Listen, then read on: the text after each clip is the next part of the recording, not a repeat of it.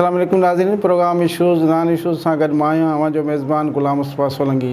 नाज़रीन, जीअं त इशूज़ नॉन इशूज़ में अॼु प्रोग्राम ते ॻाल्हि कंदासीं उहो जश्न ईद मिलादुल नबी जे हवाले सां, हुज़ूर सल्लल्लाहु अलैहि वसल्लम जी आमद जे हवाले सां जेको अॼु ॾियारो मल्हायो पियो वञे उन हवाले सां ॻाल्हि ॿोल कंदासीं। असांजे स्टूडियो में मौजूदु आहिनि समाजी अॻुवान सबीन जावेद साहिबा ऐं पी अॻुवान इशरत हसन साहिबा। अस्सलाम वालेकुम।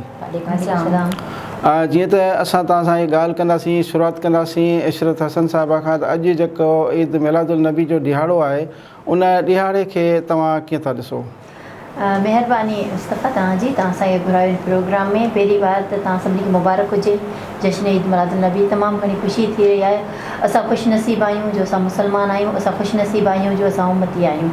छो जो हज़ूर सल्लल्लाहु अलैहि वसल्लम जी जेतिरी तारीफ़ कजे ओतिरी घटि आहे। हिन खे सिर्फ़ु मुसलमान न बल्कि हर क़ौम जे माण्हुनि मञियो आहे। असां अॼु बि अंग्रेज़ यूरोपियन माण्हू हुजनि या कंहिं बि मुल्क जा माण्हू हुजनि, उन जा हज़ूर सल्लल्लाहु अलैहि वसल्लम जा एक्सपेरिमेंट खणी जेके हज़ूर सल्लल्लाहु अलैहि वसल्लम अॼु खां हज़ारे साल पहिरियां ॿुधाया, उहे शयूं खणी अॼु उन्हनि शयुनि ते तहक़ीक़ात करे उहे शयूं साबित कयूं अथनि त वाक़ई हज़ूर सल्लल्लाहु अलैहि वसल्लम सही चयो विया, जेको बि चयो विया।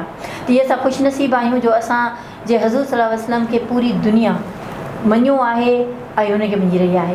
ऐं ॿी ॻाल्हि, अॼु 22 रबीउल अव्वल आहे त ख़ुशी जो समा आहे। ऐं मां जंहिंमें अची रही हुअसि त मुंहिंजी गाॾी रोड ब्लॉक थी आहे। जशन ॾिसी ऐं एॾी ज़ोर शोर सां माण्हू सब्ज़ झंडा खणी घुमी रहिया, मरहबा या मुस्तफ़ा चई रहिया।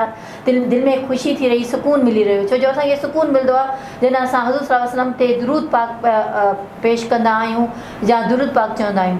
त मुंहिंजे ख़्याल में हिन ॾींहं जी अहमियत वॾी तमामु घणी हूंदी आहे, हद खां वधीक हूंदी आहे।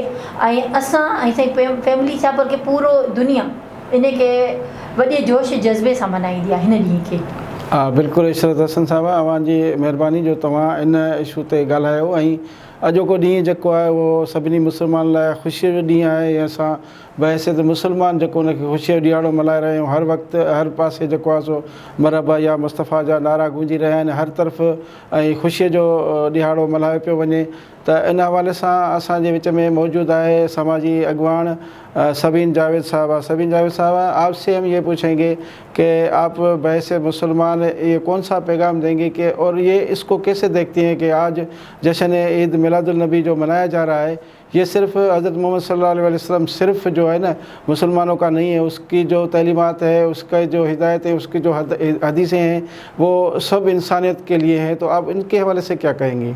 सबसे पहले तो मैं तमाम जितने भी व्यूअर्स हैं हमारे और आप सबकी टीम को, इस चैनल की मैं मुबारकबाद देना चाहूँगी। जश्न विलादत बहुत बहुत मुबारक हो और लब्बैक या रसूल अल्लाह। इसके बाद ये कहना चाहूँगी कि ये वो दिन है कि जिस दिन एक अल्लाह की तरफ से, मेरे रब की तरफ से जो कि तमाम कायनात का खालिक व मालिक बुज़ुर्ग व बढ़ता रहे, उसने अपने नबी को 12 रबीउल अव्वल के दिन जो है वो दुनिया में जलवा अफरोज़ किया। तो ये मुसलमानों के लिए बड़ी अहमियत का हामिल है। लेकिन रसूल खुदा की जो तालीमात हैं वो तमाम तर इंसानों के लिए हैं और तमाम तर जितनी भी दुनिया गुज़र चुकी है, आने वाले जितने भी सदियाँ हैं वो रहेंगी, हमेशा रहेंगी।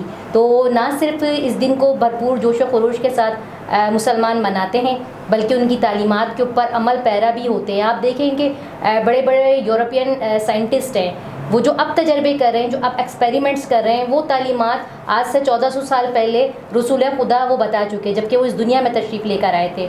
आप देखें कि ख़वातीन को इज़्ज़त दिलाने में उनका कितना बड़ा कंट्रीब्यूशन है कि आज से 1400 साल पहले जब बेटियों को जहमत समझ के पैदा होते ही दफन कर दिया करते थे, तब मेरे रसूल खुदा ने बेटियों को बचाया, उनको बताया उनके वालिदैन को कि बेटियां जहमत नहीं है बल्कि ये अल्लाह की रहमत हैं। और आज देखें कि ये बेटियां, चाहे वो बेटियां हैं, वो बहनें हैं, वो माएँ हैं, हर जगह पर अपने खाविंद हों या बेटे हैं या उनके भाई हैं, उनके साथ शाना बशाना खड़े होकर उनकी तालीमात के मुताबिक उनको सपोर्ट भी करती हैं। और अगर गूगल के मुताबिक भी ये नाम अगर सर्च किया जाए तो हज़रत मोहम्मद मुस्तफ़ा सल्लल्लाहु अलैहि वसल्लम ये वो वाहिद नाम है जो सबसे ज़्यादा जिसकी रेटिंग है।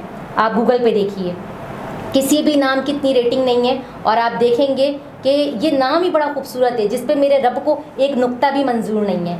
तो ये उनकी शान है, ये उनकी तालीमात है कि वो नमाज के ऊपर बात करते हैं। तो रसूल खुदा की अगर बात की जाए तो जब तक जश्न विलादत मुकम्मल ही ना होता है, जब तक कि आप उनकी तालीमात पर अमल ना करें। तो जश्न विलादत मनाएं, जोश व खरोश के साथ मनाएं, हर दिन मनाएं, क्योंकि रसूल खुदा की हम उम्मती हैं, लेकिन उनकी तालीमात के ऊपर अमल पैरा हों और आने वाली न्यू जनरेशन को ज़रूर दीन का बताया करें कि हम किसकी उम्मती हैं और हमें क्या सिखाया गया है। हाँ सबिन जावेद साहब, आपकी बड़ी मेहरबानी, आपने इस अहम दिन पे जो है बातचीत की। और इशरत हसन साहबा, तव्हांजी वॾी महिरबानी जो तव्हां टाइम कढी असांजे प्रोग्राम में शरीक थिया। तव्हां ॿिन्ही महिमाननि जा असां थोराइता आहियूं जो तव्हां असांजे प्रोग्राम में शरीक थियो। नाज़रीन, तव्हां असांजे महिमाननि जूं ॻाल्हियूं ॿुधियूं। अॼु जेको ॾींहुं आहे उहो ईद जहिड़ो ॾींहुं आहे। अॼु हज़रत मोहम्मद सल्लल्लाहु अलैहि वसल्लम जे जनम जो ॾींहुं आहे, आमद जो ॾींहुं आहे। त उन ॾिहाड़े ते जेको आहे सो असां हर तरफ़ ख़ुशीअ जो लम्हो आहे, हर तरफ़ ख़ुशीअ जो माहौल पियो नज़र अचे। ऐं हुज़ूर सल्लल्लाहु अलैहि वसल्लम जो हिकिड़े जेको हुन जूं हिदायतूं आहिनि, उन जूं हदीसूं आहिनि, त उन में सिर्फ़ु मुस्लमाननि लाइ न पर सॼी इंसानियत लाइ जेको आहे सो सुठियूं सुठियूं हिदायतूं, जीअं उन्हनि ते माण्हू अमल करे, जीअं हुज़ूर सल्लल्लाहु अलैहि वसल्लम जी तालीमात ते अमल करे माण्हू सुठी राह तरफ़ वञी सघे थो। त अहिड़े तरीक़े सां अॼु जो ॾींहुं जेको आहे सो असांखे नौजवान नस्ल खे, पंहिंजे नए नस्ल खे इहो ॿुधाइण जो ॾींहुं आहे त असांजो हुज़ूर सल्लल्लाहु अलैहि वसल्लम जूं जेके बि तालीमात आहिनि उन्हनि ते अमल कंदो त ज़िंदगी सफल थी वेंदी। इन सां ई पंहिंजे मेज़बान ग़ुलाम मुस्तफ़ा सोलंकी खे इजाज़त ॾींदा। वरी मिलंदासीं कंहिं नए प्रोग्राम में नए इशू सां गॾु। तेसिताईं अला भाई।